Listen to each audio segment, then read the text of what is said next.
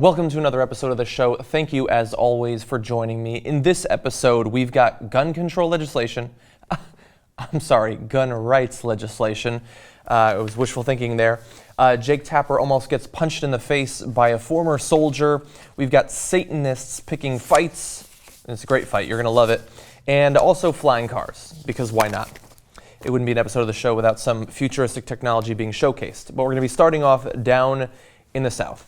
Florida is moving ahead with legislation that would legalize warning shots. Basically, you would be able to brandish your gun, fire a shot in the air, and not go to jail because of it. You might be familiar with their policy of jailing people who use warning shots because of Marissa Alexander. Now, not too long ago, she was sentenced to 20 years in prison because she fired a warning shot when she was about to be attacked. That conviction has been thrown out, and she is scheduled to have another trial. We don't know what's going to happen with that. But legislators in Florida are moving ahead with this bill. Now, the reason that they feel that this is necessary is because currently Florida has what's called a 10-20 life law. And basically, anyone who shows a gun while committing certain felonies will be sentenced to 10 years in prison. If someone is shot and wounded, the sentence increases to 25 years and possibly even to life. Now, the NRA is kind of in a weird position because they want people to be able to run around with their guns if they want to intimidate people, but they also don't want minorities with guns to get away with crimes. And so they're trying to tread a very careful line of wanting to legalize warning shots in certain cases, but keep this law so that they can lock up people they don't like. Now, as it stands right now, like I said, you can go to jail for quite a long time. Hopefully for Marissa Alexander, it will eventually be completely dissolved in her case because it seems clear that what she was doing is what we would want someone to do, to not use deadly force against someone, even if they're threatened, if they can get out of it without using that deadly force. But we'll have to see. Now, of course, there are pros and cons. As I said, in the case of Marissa Alexander, this is something that you probably want, but there are significant cons as well, and that's part of the debate that's going on right now in Florida. Many people who are opposed to this think that it's extremely likely that if this is legalized, if you won't go to jail for firing warning shots, it'll be more likely that people will do it, obviously.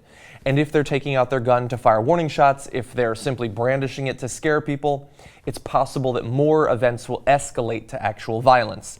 And I have to say that I'm a little bit torn on this. I do think that it's possible that it could lead to more violence. And I think that while in the best case, in an ideal case, we would simply make it so that there were actual reasonable gun control legislation in Florida as elsewhere.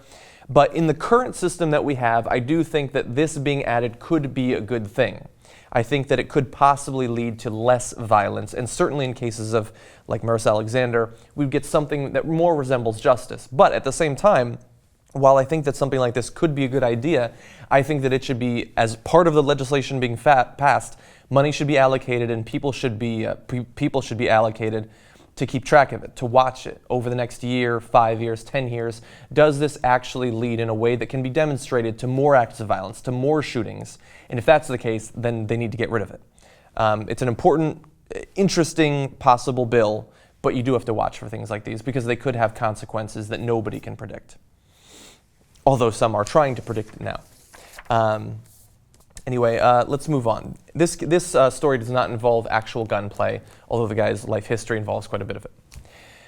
Jake Tapper of The Lead was interviewing Marcus Luttrell, the lone survivor of The Lone Survivor, and Mark Wahlberg, and it got a little bit tense. Let's watch. One of the emotions I felt while watching the film is, first of all, just the hopelessness of the situation. Well, I don't know what part of the film you were watching, but hopelessness never really came into it. I mean, where did you see that? Because there was never at a point where we just felt like we were hopelessly lost or anything like that. We never gave up. Just the sense of all these wonderful people who died. It seemed senseless. I don't mean to disrespect in any way, but it seemed senseless. All these wonderful people who were killed for an op that went wrong.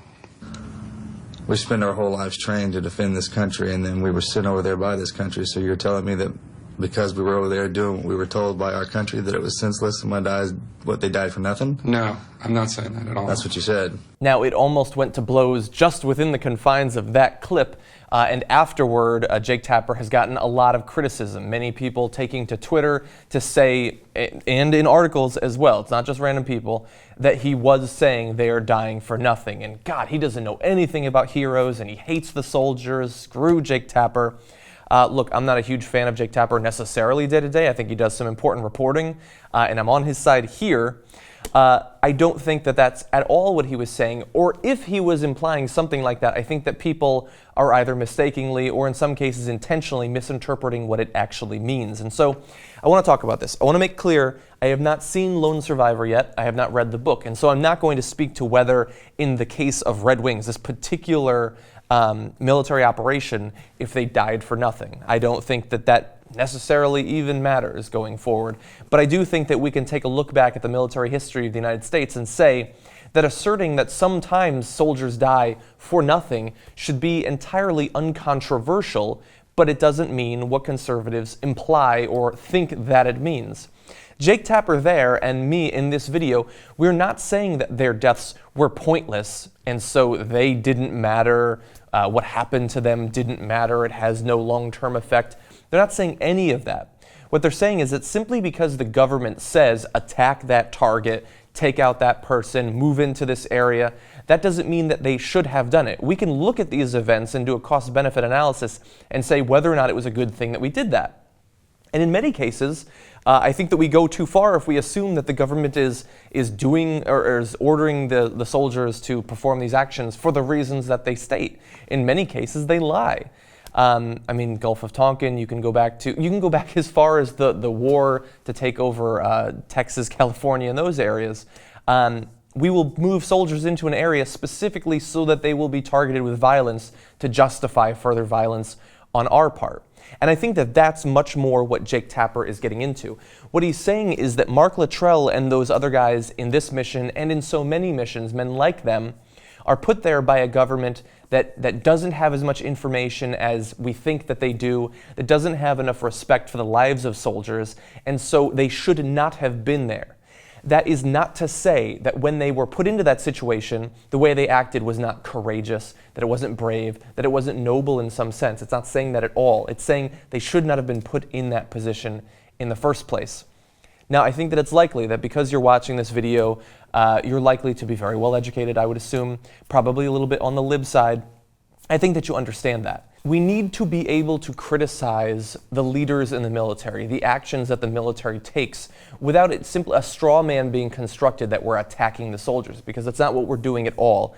And I would say that those of you in the comments in these articles, on Twitter attacking Jake Tapper, you were helping to lay the foundation for future missions like what happened in Lone Survivor, for future unnecessary wars. If we can't criticize the military without being portrayed as unpatriotic or un-American, then we are doomed to repeat the failures of the past, particularly the military failures. And there will be more men like Marcus Luttrell who are surrounded by great men who are killed completely unnecessarily.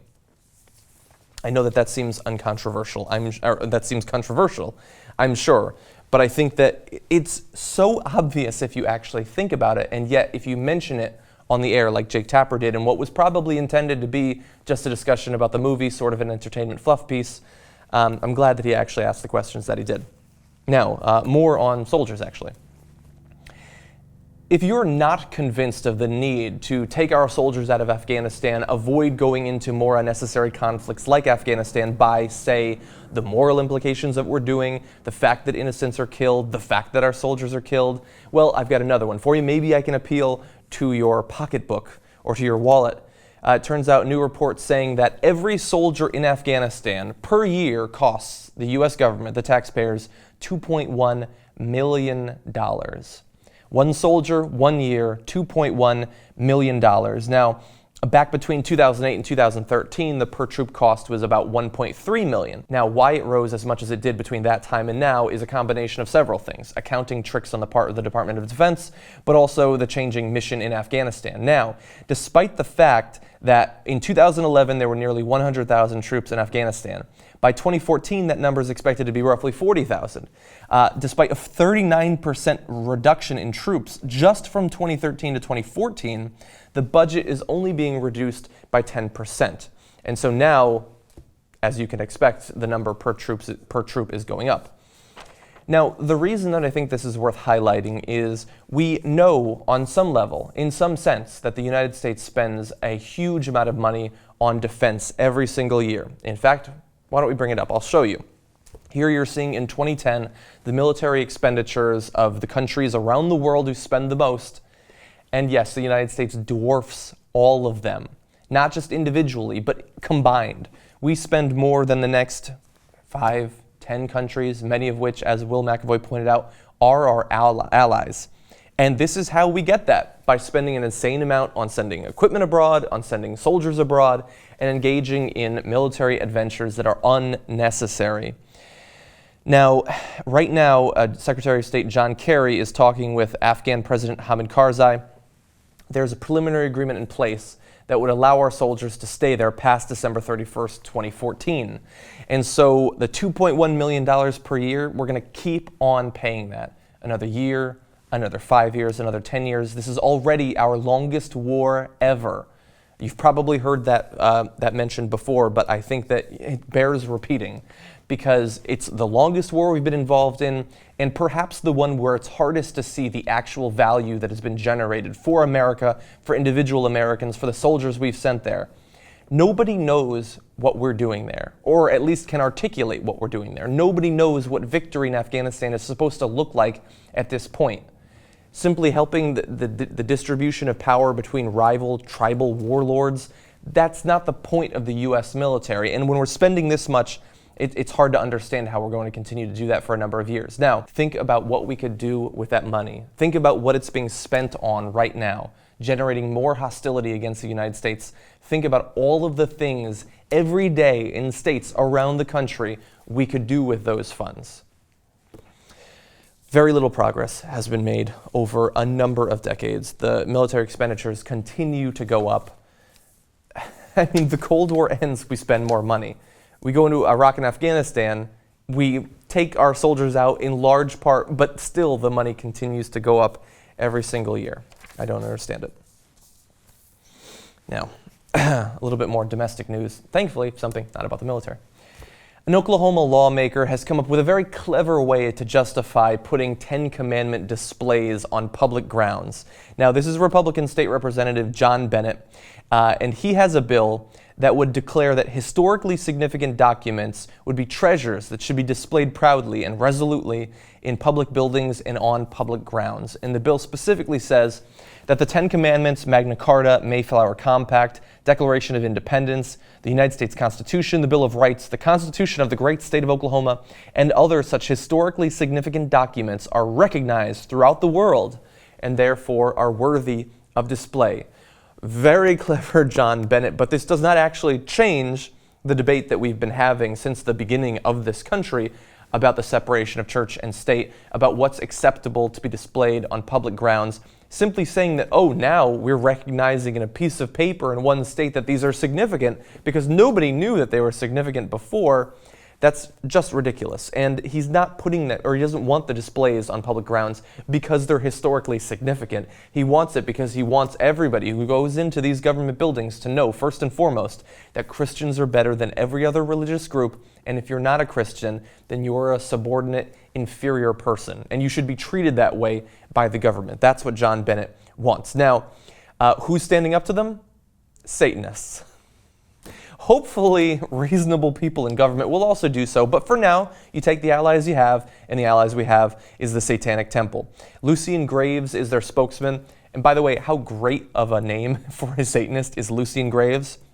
And he says that this is an unlettered little bill, and it's an attempt to codify certain opinions into law, and that seems to be obviously true. It's simply his opinion that these are the most significant texts in the world and that merits their display in public. He says it's like it needs no citation. It's just assumed that the Ten Commandments were somehow primary to the development of American law.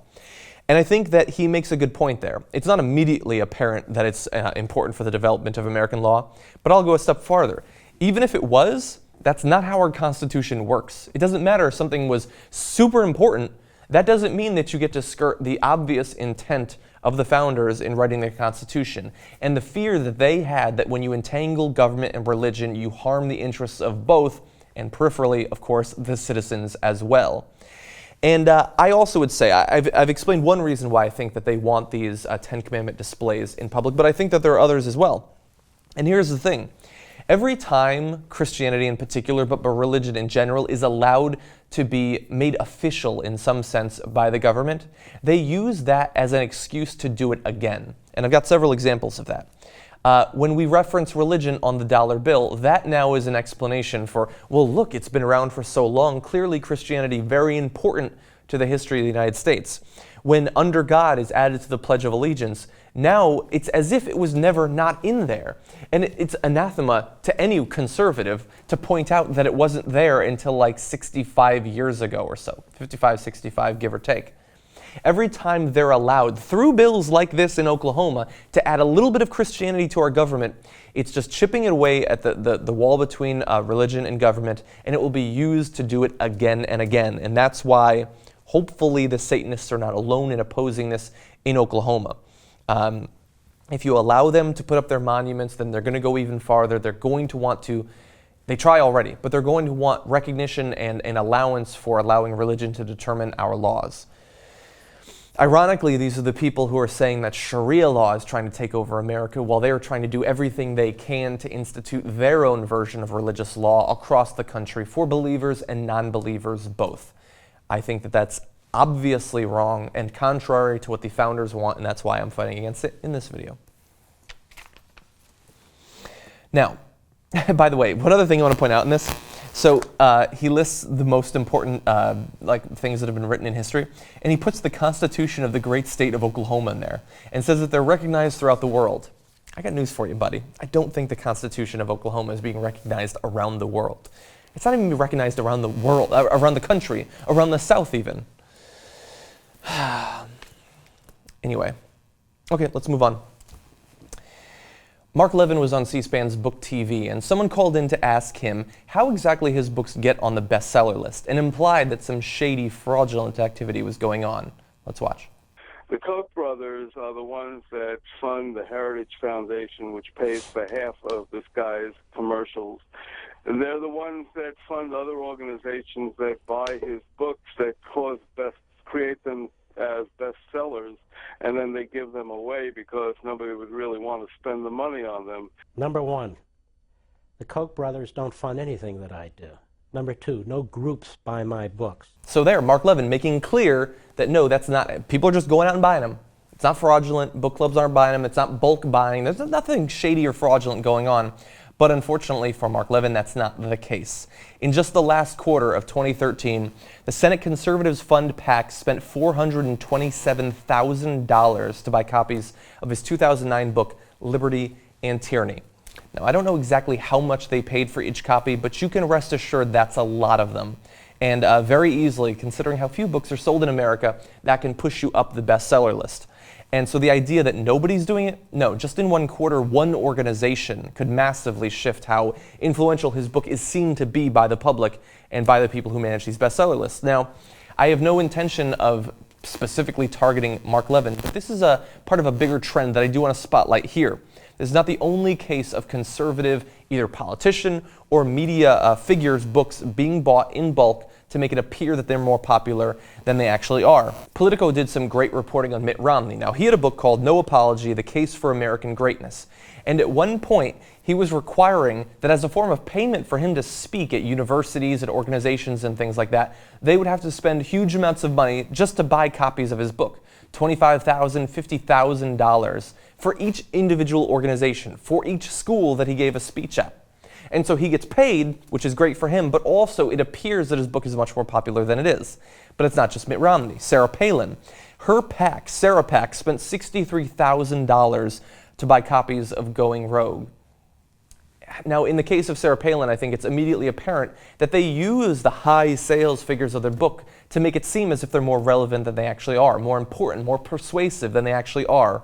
And yet she's taking money that was donated for her to give to other conservative politicians and using it to make her seem more important, to pump up her apparent importance.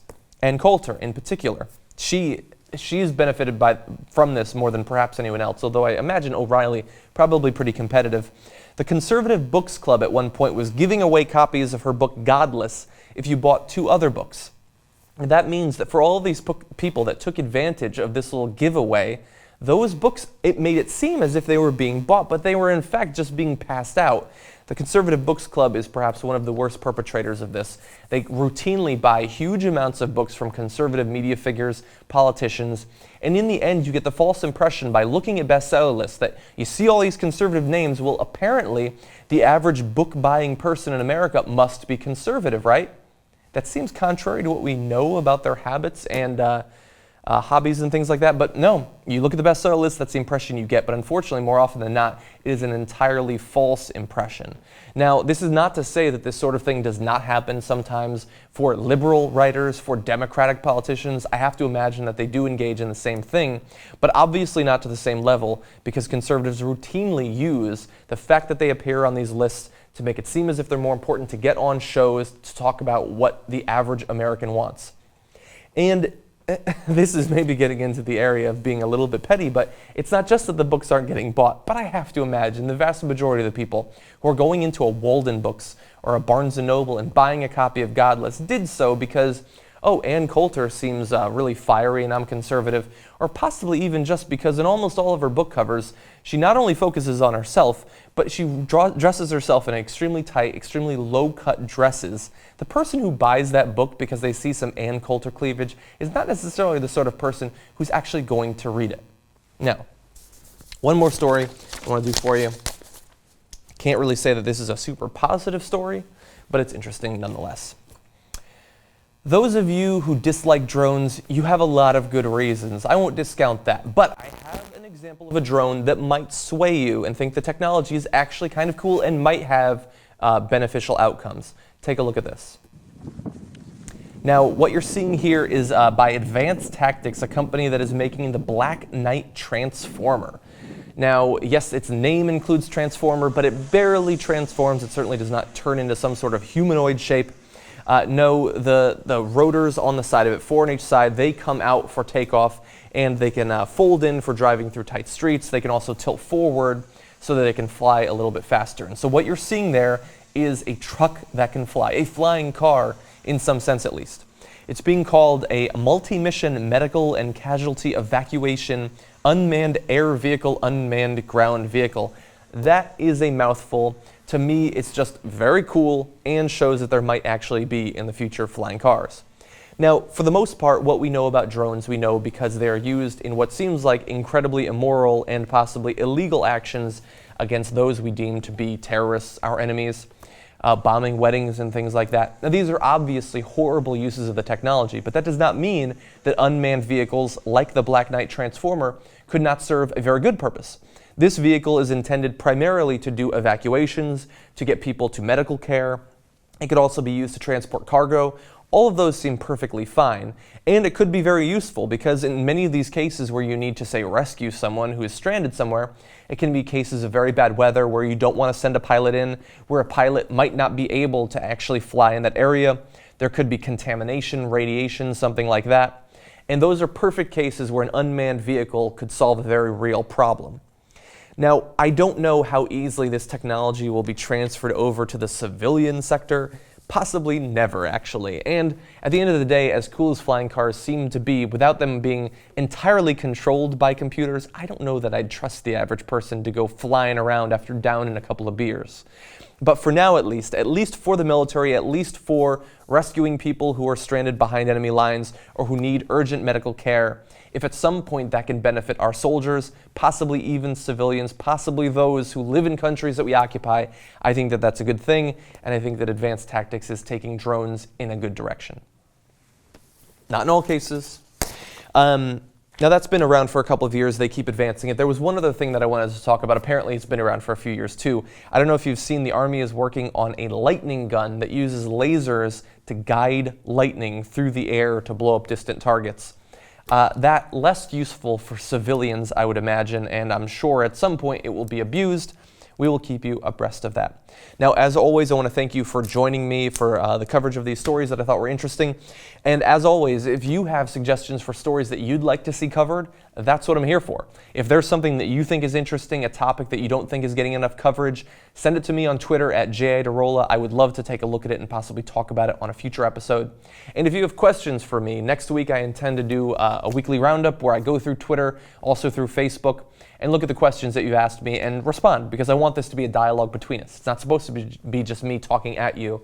I want us both to learn from each other. And so thank you, as always, for inviting me into your computer, into your smartphone. I hope you have a good week, and I'll see you later.